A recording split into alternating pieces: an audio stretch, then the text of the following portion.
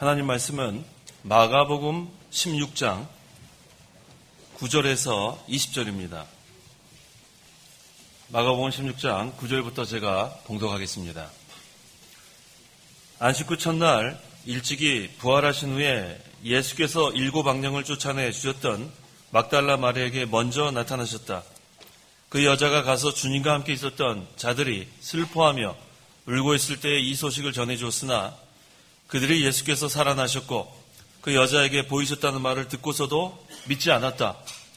이 일 후에 그들 중 2사람이 걸어서 시골로 가는데 예수께서 다른 모습으로 그들에게 나타나셨다.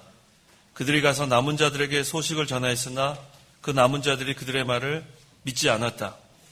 그 후에 11제자가 식탁에 앉아있을 때에 예수께서 그들에게 나타나셔서 그들의 믿음 없는 것과 마음이 완악한 것을 꾸짖으셨으니 이는 자신이 살아나신 것을 본 자들의 말을 믿지 않았기 때문이다. 예수께서 그들에게 말씀하셨다. 온 세상에 다니며 모든 피조물에게 복음을 선포하여라. 믿고 세례를 받는 자는 구원을 받을 것이고 믿지 않는 자는 정죄를 받을 것이다. 믿는 자들에게는 이런 표적들이 따를 것이니 그들이 내 이름으로 악령을 쫓아내며 새 방언을 말하며 손으로 뱀을 집을 것이다. 또한 무슨 독을 마실지라도 해를 입지 않으며 그들이 병자들 위해 안수하면 나을 것이다. 주 예수께서 그들에게 말씀하신 후에 하늘로 들어올리셔서 하나님 오른쪽에 앉으셨다. 그들이 나가서 모든 곳에서 복음을 선포할 때에 주께서 함께 일하시며 따르는 표적들을 통하여 말씀을 확증해 주셨다. 20절까지 봉독했습니다. 11절 하반절에 말을 듣고서도 믿지 않았다 그랬습니다. 또 13절 하반절에도 그들의 말을 믿지 않았다. 또 14절에도 마지막에 믿지 않았기 때문에 예수님의 책망을 받았습니다. 부활하신 예수님을 만난 마리아가 예수님의 부활을 전했지만 사람들이 믿지 않았습니다. 또 엠마오로 가는 2제자에게 예수님의 부활을 보여주어 믿게 하신 후에 그들이 예수님의 부활을 전했지만 사람들이 믿지 않았습니다. 또 그 후에 예수님의 부활을 믿지 않는 자들의 믿음 없는 것과 또 마음이 완악한 것을 예수님께서 꾸짖으신 후에 책망하신 후에 온 세상에 다니며 만민에게 복음을 선포하라고 명령하셨습니다. 자, 오늘날 부활하신 예수님을 믿고 구원받은 성도는 예수님의 부활의 생명을 다 받았고 또 부활을 기뻐하고 또 장차 우리도 예수님 재림하실 때 부활의 몸으로 변화될 것을 소망하며 신앙생활을 하지만 이 부활의 기쁨, 이 부활의 소망을 믿지 않는 자들, 우리가 전해도 그들은 믿지 않습니다. 예수님 그 당시에도 그랬고 지금도 아무리 우리가 예수님 부활하셨다, 사셨네, 예수 사셨네 아무리 부활 찬송을 불러도 지나가는 사람들은 믿지 않고 있습니다.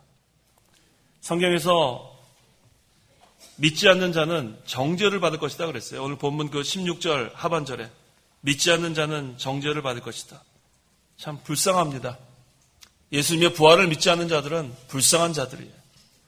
반드시 예수님의 부활을 믿어야만 구원을 받고 예수님께서 주시는 생명과 의유와 능력을 받게 됐고 그 능력을 힘입어서 복음을 선포할 수 있습니다. 그러므로 이 시간 증거의 말씀의 제목은 부활하신 예수님을 믿어라.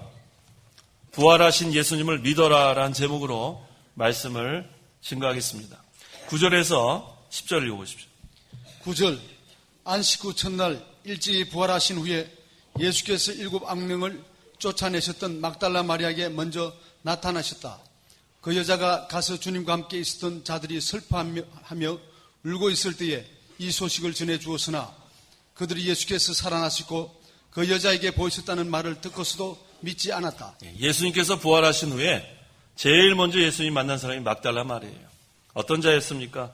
7악령 들렸었는데 예수님이 쫓아내 주신 그런 여자였습니다.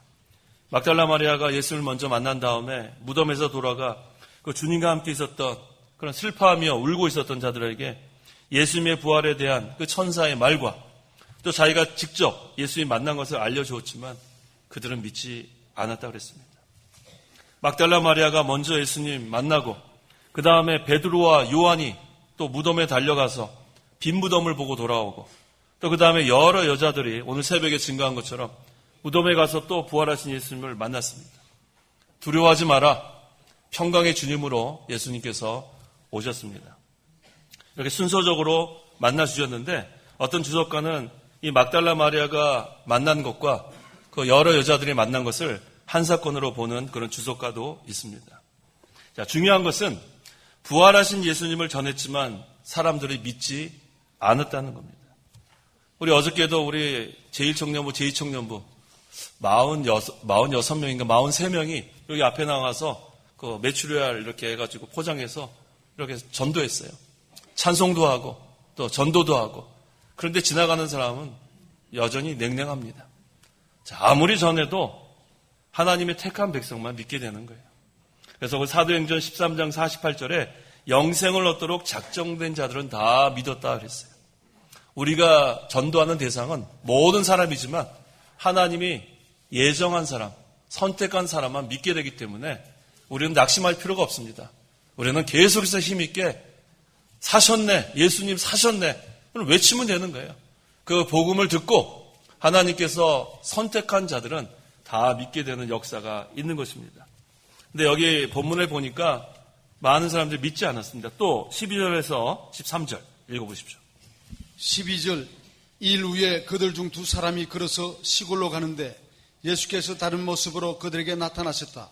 그들이 가서 남은 자들에게 소식을 전하였으나 그 남은 자들이 그들의 말을 믿지 않았다. 네, 이 두 사람은 엠마오로 가는 두 제자를 말합니다. 예수님께서 그들과 동행했지만 예수님을 알아보지 못했어요. 다른 모습으로 나타나셨기 때문에. 그래서 예수님께서 그들의 부활을 믿지 않았기 때문에 성경을 가르쳐 주시고 또 예수님의 부활을 친히 보여주셔서 그들을 믿게 해주었습니다. 그랬을 때 그들은 즉시 예루살렘에 올라가 그 사실을 11 제자와 또 그와 함께 있는 자들에게 말해 주었습니다. 그런데 그들도 믿지 않았습니다. 그 제자들이 믿지 않은 거예요. 그랬을 때 14절에 그 후에 11 제자가 식탁에 앉아있을 때에 예수께서 그들에게 나타나셔서 그들의 믿음 없는 것과 마음이 완악한 것을 꾸짖으셨으니 이는 자신이 살아나신 것을 본 자들의 말을 믿지 않았기 때문이다 그랬습니다. 예수님이 책망하셨습니다. 예수님이 너희들이 믿지 않는 것과 또 너희들의 완고한 마음 그것을 예수님께서 책망하셨어요. 예수님은 오늘날도 성경을 더디 믿는 자들을 어리석은 자들이라고 그랬습니다. 누가복음 24장 25절 25절 그러자 예수께서 그들에게 말씀하시기를 오 어리석은 자들이여 선지자들이 말한 모든 것들을 마음에 더디 믿는 자들이여. 예, 선지자들이 말한 것은 성경을 말하는 거예요. 오늘날도 성경을 더디 믿는 자들은 어리석은 자들이에요. 지혜로운 자는 이 성경이 하나님의 말씀으로 그대로 믿는 거예요. 이해하지 못해도 믿는 겁니다. 왜? 하나님의 말씀이기 때문에. 그런데 왜 이 성경을 믿지 못합니까? 왜 예수님의 부활을 믿지 못합니까? 마음이 완악하기 때문에 그래요. 그렇죠. 예수님께서도 무엇을 책망했냐면 너희 마음이 완악한 것을 책망하신 거예요. 여기 14절에 그랬죠. 그들의 믿음 없는 것과 마음이 완악한 것을 꾸짖으셨으니 이 완악한 사람들은 믿지 못합니다. 완고한 사람, 고집불통인 사람들. 또 마가복음 12장 24절에는 예수께서 그들에게 말씀하셨다. 너희가 성경과 하나님의 능력을 알지 못하는 까닭에 오해하는 것이 아니냐 그랬어요. 성경을 알지 못해서 그래요. 하나님의 능력을 알지 못했기 때문에 그들은 믿지 못합니다. 그러니까 자기 생각대로 믿더라고요. 아무리 이것을 우리가 이해하려고 해도 이해할 수 없는 하나님의 말씀인데 인간의 그런 생각, 지식, 경험, 그 다음에 완악함, 고집스러움, 완고함 이런 것들로 인해서 이 예수님의 부활을 아무리 전해도 믿지 않습니다.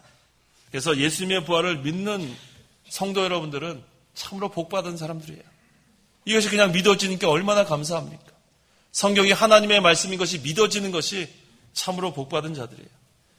부활의 주님을 영접하면 부활의 생명을 우리가 받게 되는 거예요. 부활의 능력과 의와 생명을 다 받게 되는 우리들. 이제는 그 부활의 생명으로 살아가는 겁니다. 그러니까 날마다 우리는 힘이 있는 거예요. 생명 있는 것은 항상 자라납니다. 그래서 우리는 계속 자라나고 예수의 형상을 닮아갈 수 있는 겁니다. 이제는 우리는 부활의 생명과 의와 능력을 받을 뿐만 아니라 그 능력으로 복음을 선포할 수 있어요. 그래서 예수님께서 우리에게 명령합니다. 15절, 예수께서 그들에게 말씀하셨다. 온 세상에 다니며 만민에게 복음을 선포하여라 그랬어요. 자, 처음에는 예수님께서 이 제자들, 믿음 없는 것과 그들의 마음이 완고한 것을 책망하셨어요. 그런데 이제는 어떻게 했어요? 그들을 일깨워 준다면은 사명을 주셨습니다. 이게 바로 주님의 역사예요. 오늘날 우리도 마찬가지예요. 우리가 잘못하면 책망하십니다. 우리가 잘못하면 훈계하십니다. 그 훈계의 목적은 뭐예요? 우리가 바로 서라고 훈계하시는 거예요. 그건 주님의 사랑이 거기에 있는 겁니다. 이 제자들을 사랑했기 때문에 그들을 책망하는 거예요. 그래서 우리가 책망받는 거 참 귀한 줄 알아야 돼요. 사랑받는 거 참 귀한 줄 알아야 돼요. 잘못되어 나가는데도 그거 누가 얘기해 주지 않아서 그냥 계속해서 사람들에게 얘기 듣고 그거는 그 사람 사랑하지 않는 겁니다. 하지만 가서 얘기해 주는 거예요. 이것을 고치는 게 좋겠다. 이것을 바로 해라. 바로 하나님의 훈계도 그러한 뜻이에요. 우리가 잘못했을 때 우리가 완전히 넘어지라고 하시는 게 아니에요. 우리를 다시 바로 세우기 위한 하나님의 사랑이 있기 때문에 여기 마찬가지로 믿음 없는 제자들을 책망했습니다. 하지만 주님께서는 그들을 쓰시려고 이제는 사명을 주셨어요. 어떤 사명을 주셨다고 그랬습니까? 15절에 온 세상에 다니며 모든 피조물에게 복음을 선포해라 그랬습니다. 복음을 선포해라. 이제 우리가 이 부활의 주님 믿었습니다. 우리는 그 부활의 생명과 의와 능력에 다 우리는 참여했고 또 그것을 받은 자가 되었어요. 이제는 그것을 선포하라는 겁니다. 그래서 부활하신 예수님을 믿는 자는 이제 다 이 선포하는 부활의 주님을 선포하는 사명을 받은 줄 믿어야 돼요. 온 세상에 다니며 이 온 세상은 어디서부터 시작하죠? 예루살렘과 온 유대와 사마리아와 땅 끝까지 자기의 위치에서 하면 되는 거예요. 어떤 사람은 그런 먼 곳에 가서 선교하는 거, 그건 그 위치에서 또 복음을 선포하고, 또 어떤 사람은 좀 더 가까운데, 또 어떤 사람은 바로 여기, 이곳이 바로 우리가 복음을 전하는 곳이에요.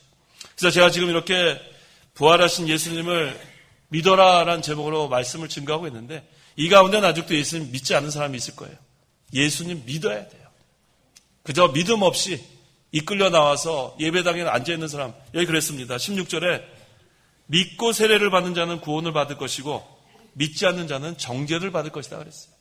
그냥 몸만 나와서 그냥 가족 누구 따라와서 앉아있는다 구원받는 게 아니에요. 어떻게 해야 구원을 받냐면 믿어야 구원을 받는 거예요. 부활하신 예수님을 믿지 않는 분이 계시면 믿으십시오. 그래야 구원을 받습니다. 그냥 형식적으로 가족 따라서 그냥 몸만 와 있는 그런 것은 믿음이 아니에요. 내 마음속에 나를 위해서 십자가에 달려 죽으시고 3일 만에 부활하신 예수님을 믿어야 구원을 받습니다. 그래서 우리가 이것을 분명히 여기서 16절에 증거하고 있죠. 믿고 세례를 받는 자는 구원을 받을 것이다. 세례는 씻어 정결케 한다는 뜻이에요. 그래서 우리는 세례를 받든 침례를 받든 밥티저는 다 두 가지 뜻이 다 있어요. 침례교에서는 세례 받는 것을 인정하지 않지만 장로교에서는 두 가지 다 인정합니다. 그래서 우리 이따가 우리 성찬 예식할 때 침례 받은 사람이든 세례 받은 사람이든 전부 다 성찬에 참여할 수 있는 거예요. 그래서 우리가 다 예수를 믿고 이제는 그 예수 믿은 표로서 세례를 우리가 받는 겁니다. 그래서 예수님을 믿지 않고 세례 받으면은 그것은 아무 효력이 없는 거예요. 그래서 예수 믿은 사람은 이제는 제 용서함 받은 표가 되고 또 인 받은 거, 도장 받은 그런 표시가 되는 겁니다. 그래서 이 교회에서는 믿음 없는 사람에게는 우리가 세례를 주면 안 돼요. 그래서 반드시 세례 문답 시간에 물어봅니다. 예수님 믿느냐? 그때 만약에 마음으로 믿고 입으로 고백해야 그게 진정한 고백이지 마음으로 믿지 않는데 그저 내가 오래 나왔기 때문에 이제는 받을 때가 됐다. 그렇게 세례 받으면 안 돼요. 그래도 내가 여기 오래 다녔는데 그걸로 우리가 구원받는 거 아니에요. 이 유형교회는 알곡과 가라지가 섞여 있다 그랬어요. 중요한 것은 부활하신 예수님을 믿느냐 안 믿느냐예요.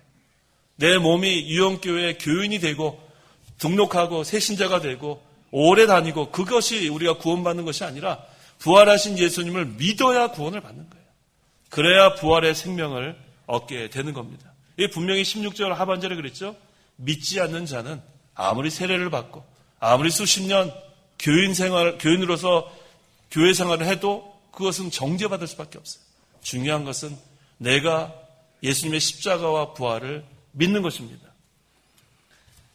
그 다음에 그 17절 읽어보십시오. 17절 믿는 자들에게는 이런 표적들이 따를 것이니 그들이 내 이름으로 악령을 쫓아내며 새 방언을 말하며. 예, 표적들이 따른다 그랬습니다. 하나님께서 왜 이렇게 표적을 보여주셨는가? 그 이유가 있어요. 그것은 영적인 진리를 나타나기 위해서예요. 영적인 진리. 때로는 육신의 병을 낫게 하는 경우가 있습니다. 그것은 바로 심령의 병을 고쳐주시는 것을 알게 하기 위한 거예요. 그래서 우리 이 예수 믿으면은 다 육신의 병 낫는다. 그런 뜻이 아니에요. 왜 이렇게 예수님 당시에 또 제자들을 통해서 이런 육신의 병을 많이 고쳐주느냐면은 그것은 바로 표적이에요. 육신의 병을 고쳐주는 것을 통해서 심령의 병을 고쳐준다는 것을 알게 하기 위함입니다. 또 오병이어 기적, 물고기 2마리와 그 보리빵 5개로 왜 5,000명이 넘는 사람들을 이렇게 먹여주었습니까? 그것은 육신의 것을 제공하는 것, 그것이 다가 아니에요. 바로 예수님께서 생명의 빵, 생명의 떡으로 오신 것을 보여주기 위해서 그런 표적을 나타내 주신 겁니다.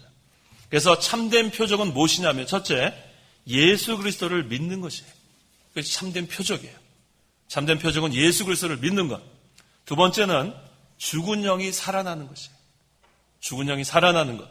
세 번째는 심령의 병을 고치는 것입니다. 이게 참된 표적이에요.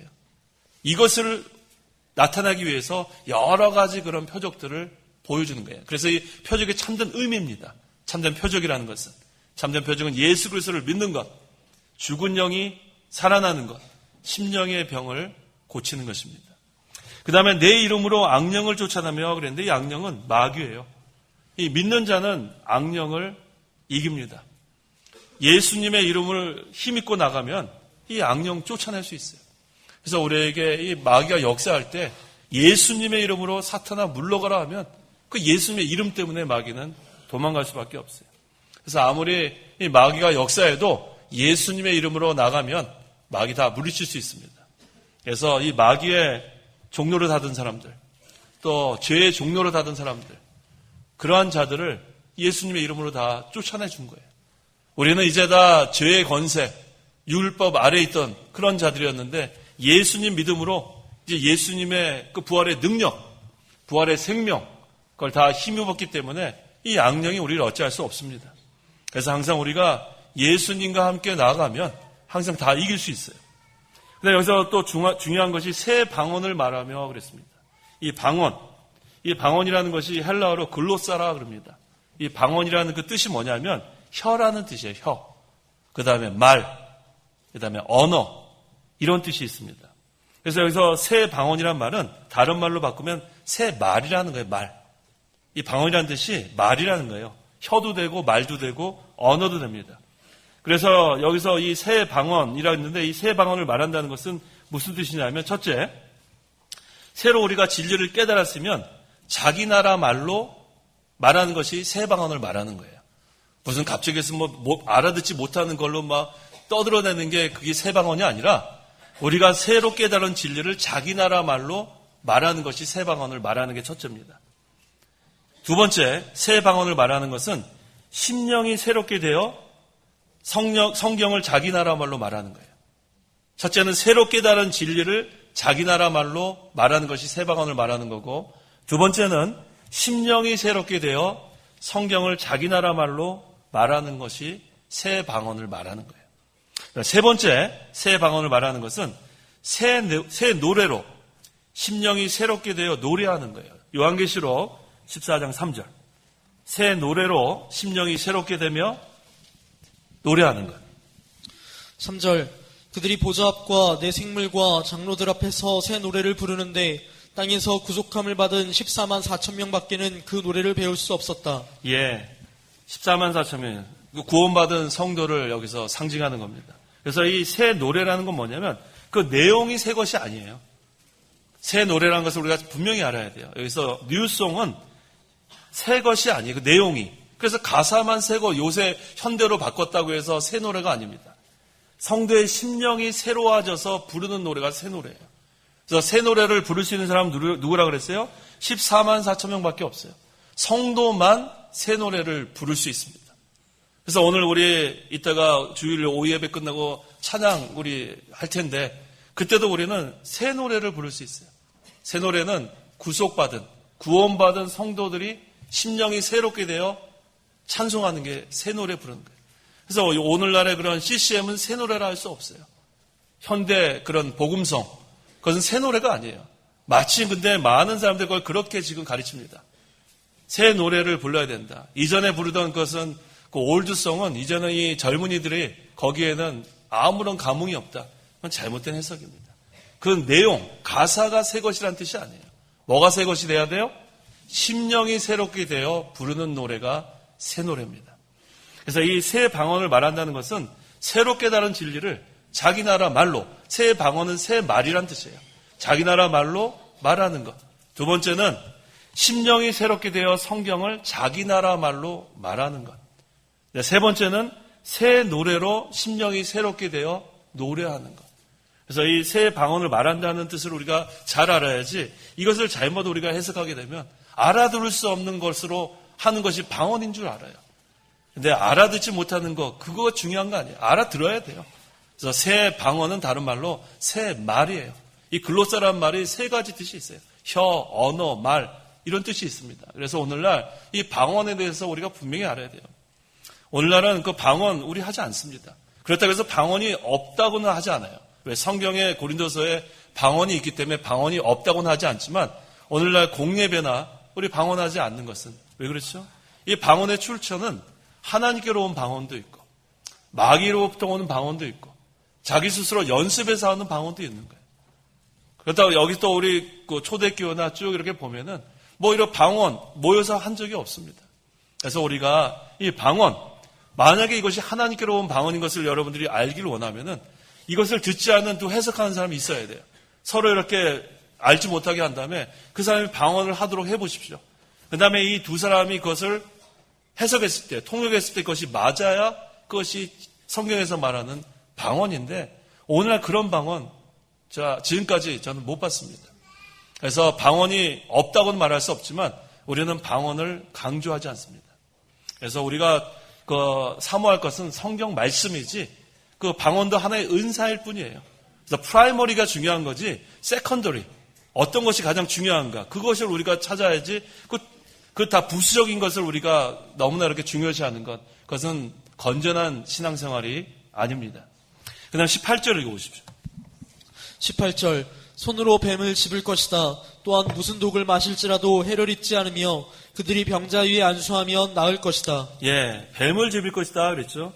이 성도가 믿음의 길을 걸어나갈 때 실제로 뱀에 물려도 하나님 보호로 해를 이렇게 받지 않을 수 있어요. 그 사도행전 28장 3절 이하에 그 사도 바울이 여기 한번 읽어보세요. 사도행전 28장 3절에서 5절. 3절 바울이 나무 가지들을 한아름 가져다가 불에 넣었는데 그 열기 때문에 독사가 나와서 그의 손을 물고 있었다. 그 동물이 그의 손에 매달려 있는 것을 보고 원주민들이 서로 말하기를 이 사람은 분명히 살인자다. 이 사람이 바다에서는 구출되었지만 정의가 그를 살도록 허락하지 않는다 하였으나 바울이 그 동물을 불에 떨쳐버리니 아무런 해도 입지 않았다. 예, 이처럼 성도가 믿음의 길을 걸어갈 때 이 뱀에게 실제로 물렸어요.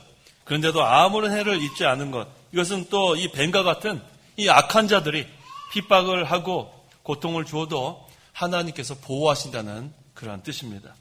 또 무슨 독을 마실지라도 해를 입지 않으며 같은 의미예요. 성도가 믿음의 길을 걸어갈 때 이 원수들이 독한 욕설과 또 실제로 해독을 줘도 하나님의 능력으로 보호하시기 때문에 해를 입지 않는다는 겁니다. 그 다음에 병자들 위해 안수하면 나을 것이다. 이거 무슨 뜻이냐면 기도하라는 거예요. 기도하면 하나님의 뜻대로 낫게 된다는 거예요. 근데 여기서 실제로 손을 얹지 않아도 됩니다. 요새 뭐 안수기도라 그래가지고 그런 게 중요한 게 아니에요. 여기서는 기도만 해도 하나님의 뜻이면 날 수 있어요. 그래서 우리 병든 자들, 특별히 중한 병에 걸린 사람들, 하나님의 뜻이면 꼭 나을 것을 믿고 기도하면 하나님께서 뜻대로 역사해 주십니다. 그 다음 19절, 주 예수께서 그들에게 말씀하신 후에 하늘로 들어 올리셔서 하나님 오른쪽에 앉으셨다 그랬습니다. 예수님께서 그 베다니 앞 그 산에서 제자들에게 축복하시고 이제 승천하셨어요. 근데 지금 승천하신 다음에 어디에 계시냐면 하나님 오른쪽이다 그랬어요. 하나님은 영이시기 때문에 오른쪽 왼쪽이 없습니다. 형태가 없으시기 때문에. 그래서 이 오른쪽은 무슨 자리냐면 권세와 능력의 자리를 말하는 거예요. 가장 중요한 자리, 권세와 능력의 자리. 거기서 지금도 우리를 위해서 간구하신다 그랬습니다. 예수님께서 구속을 완성하셨어요. 이제는 승천하셨어요. 고난과 십자가, 예수님의 낮아지심인데 이제는 부활, 승천은 높아지심이에요. 그래서 우리는 예수님을 믿으면 예수님과 같이 낮아지는 데까지 내려가야 돼요. 내려가야 됩니다. 하지만 이제 부활에 또한 참여하게 되는 거예요. 다시 높여줬습니다. 그래서 항상 우리 믿는 자는 낮아지게 돼 있어요. 그 다음에 높여주시는 분은 하나님이세요. 내가 높아지려는 것이 아니라 다 고난과 십자가 지나가야 그 다음에 부활과 승천이 있는 것처럼 우리는 항상 잠잠히 주님을 따라가면 높여주시는 분은 하나님이십니다.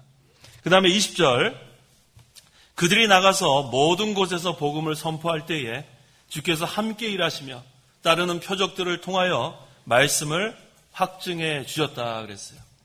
제자들이 처음에는 예수님의 책망을 받았지만 이제는 사명을 받았습니다.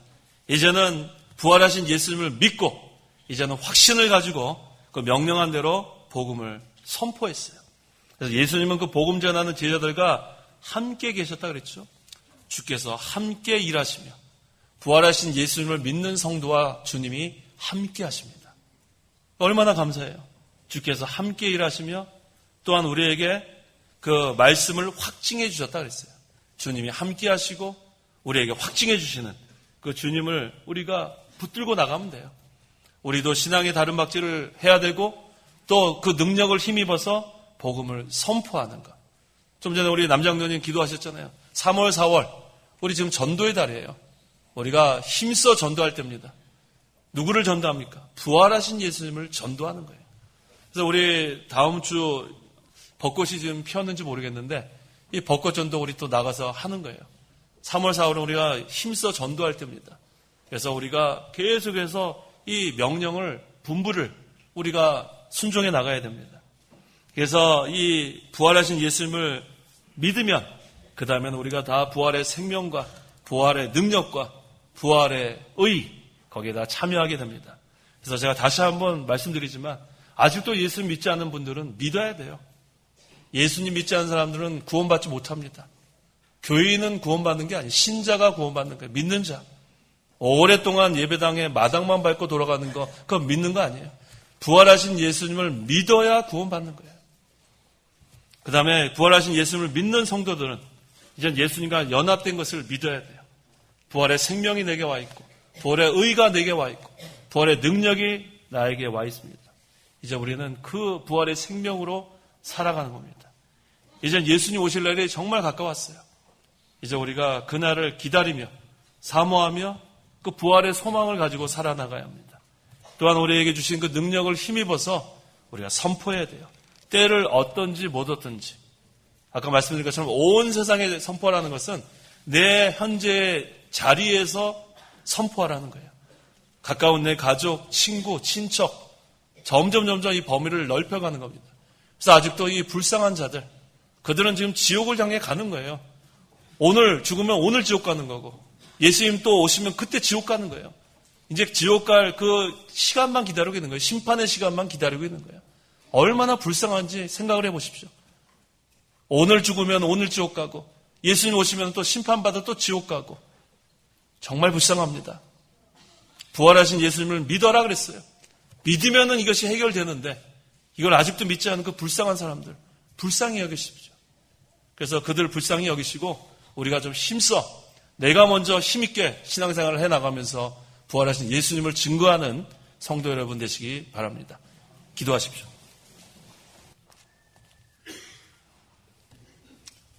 기도하겠습니다. 하나님 아버지, 은혜와 사랑을 참으로 감사합니다. 죄 때문에 영원히 지옥 갈 수밖에 없던 저희들이었지만 예수님께서 이 땅에 오셔서 고난당하시고 십자가에 죽기까지 저희들을 사랑해 주셔서 하나님의 은혜로 예수님을 믿기만 하면 우리가 다 죄 용서함을 받고 의롭다함을 받고 이제는 예수님의 부활을 믿는 저희들은 부활의 생명과 부활의 의와 부활의 능력을 받게 하시니 참으로 감사합니다.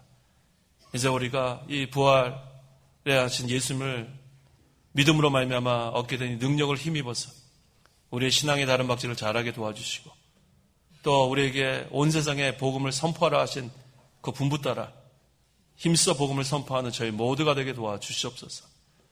또 우리가 항상 예수님을 닮아가는 생활, 예수님의 형상을 닮아가는 생활함으로 점점 우리가 신앙 인격이 만들어지고 하나님 기뻐하시는 그런 자격을 만들어갈 수 있도록 하나님의 능력으로 저희들을 인도하여 주시옵소서. 예수님의 이름으로 기도하옵나이다. 아멘. 찬송가 1장.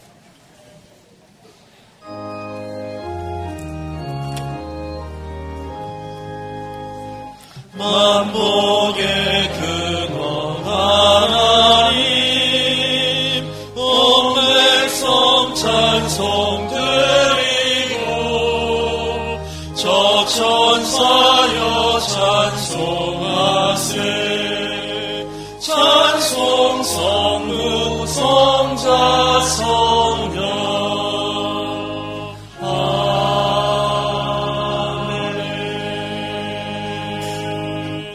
기도하겠습니다. 주 예수 그리스도의 은혜와 하나님의 사랑과 성령의 교통하심이 이 시간 하나님께 나와 예배하는 성도와 함께 있을지어다. 아멘. 자리에 그대로 앉아서 기도하고 계시면 되겠습니다.